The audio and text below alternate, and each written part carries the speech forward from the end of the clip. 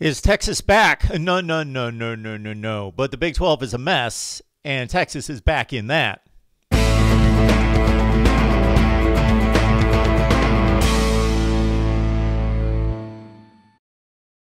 Another thriller in the Big 12, another overtime game, another one-score game between Texas and somebody in the Big 12, and this time it was Oklahoma State.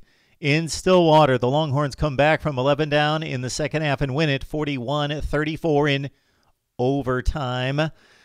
Yes, Texas back in the Big 12 race. We will get to the standings in just a second and set you up for what may be to come. Oklahoma State made more plays. If you just went play by play and rated the teams on any given play, I bet Oklahoma State won 75 to 80% of the plays, much like an Indiana-Penn State situation from last week. The total yardage, all the key statistics would point in Oklahoma State's favor. They just look like the better team most of the time. Spencer Sanders is a legit quarterback. Tylan Wallace is one of the very best. He was exceptional in this game. The defense is really good. They tackle. They're fundamental. They're athletic. The defensive backs follow and track the ball. They break up passes. It's a good team. It's a really good team. I don't know how well they would do against the upper crust around college football outside the Big 12, but it's a really good team. It's a sound team. It's a more consistent team than Texas, but Texas made the big plays, and they had the hidden yardage. And here we go. Joseph Asai was relentless in this game, and I understand he's relentless all the time. I see Texas play 5, 6, 7 times a year, and of course I've watched this guy play countless times. He's one of the best defensive players in the Big 12, and again, the motor runs constantly. If Texas had players like Joseph Asai on this defense with the talent that they recruit, they would be in good shape. They would fulfill expectations. They wouldn't be the most underachieving program in college football, which they are in the last 10 years. He started the game with a splash. He ended it with a sack that ended the game on Spencer Sanders on a fourth down play. He had 2 straight tackles for loss in the first half that were key on an Oklahoma State drive. He forced a fumble. He had a fumble recovery that set up a field goal at the end of the first half that tightened the game to 24-20. Joseph Asai, player of the game. On the Texas side, Joshua Moore, best wide receiver for Texas. I guess he is. He's supposed to be, but he was non-existent, and I don't think that had much to do with him not being targeted. He just didn't separate, didn't seem like... Don't want to judge the guy in regards to the ball being thrown to him, but just when the ball was in the air, didn't fight for the football, it didn't appear. But he was targeted on the last play of the game on offense for Texas in overtime, and he came through with a 15-yard touchdown catch. That was the game winner. Joshua Moore, 1 catch, and the game winner. The play before was key. It was huge. It was a third down, and Joshua Moore was running a post, basically, to the end zone, and the ball was to the inside, and he was... The defender, number 13, had inside leverage, and Joshua Moore basically tripped over him. It was a horrible call. Incidental contact should not have been called as a pass interference against Oklahoma State. Oklahoma State was flagged a few times in the secondary where it was not warranted. So that set up the game-winning touchdown. Now, Joshua Moore disappeared, but Tylan Wallace...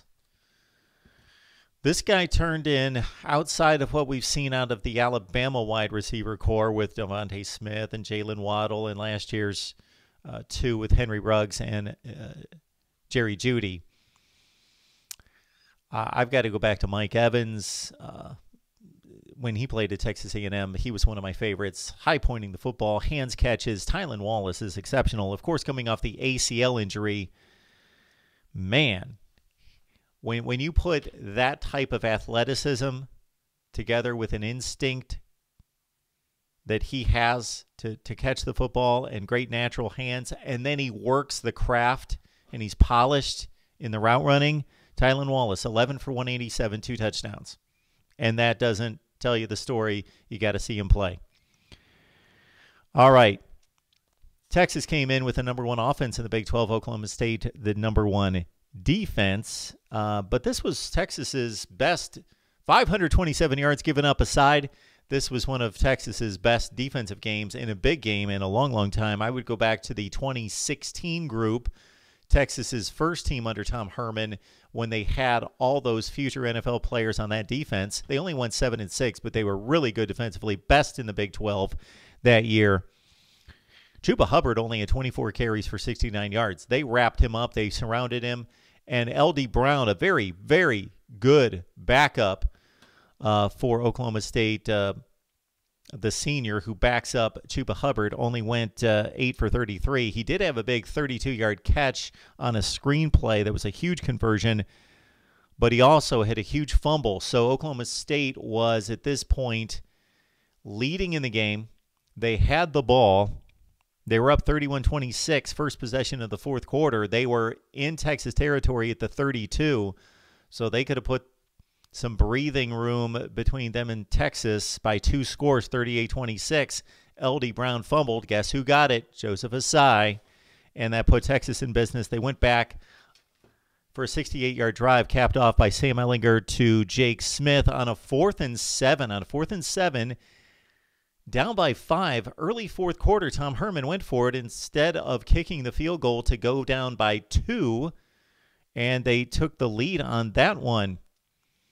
Now, the previous series, Oklahoma State had just gone up 31-20, and I talked on the top about the hidden yardage in this game. Deshaun Jamison with a huge kickoff return touchdown, 100 yards, to make it 31-26 when it looked like the Cowboys might salt this one away. Big play when Oklahoma State was down in this one, 34-31. They had a couple first downs. They were out near midfield. Dylan Stoner made a tremendous acrobatic catch where he basically stood on his head and was able to secure the football, or so we thought. It was called a catch on the field. They reversed. To my surprise, they reversed the call in replay, said he trapped the ball against the ground. 4th and 5, 3:45 left in the game, and Oklahoma State had to punt. They did force Texas off the sack to have to punt back, got the ball down 3, 1:15 left on the clock, and it was impressive to see Spencer Sanders, with only 1:15 left on the clock, respond and deliver the football. Boom, boom, boom, boom, boom. Good throws. Now, not tight window throws. Texas played a soft zone, so he just delivered the ball. Receivers were open, but he did take a sack with they were in good shape at the Texas 25 with 32 seconds left to play. Now, no timeouts, but 32 seconds to take some shots at the end zone, and they only ran one play because Spencer Sanders allowed a sack. And then they had to spike the ball and set up the game-tying field goal, 34-all, to go to overtime. And then in the OT, again, the big pass interference play against Oklahoma State on Joshua Moore. Then Moore catches the touchdown. Sam Ehlinger delivered a BB on the 15-yard route.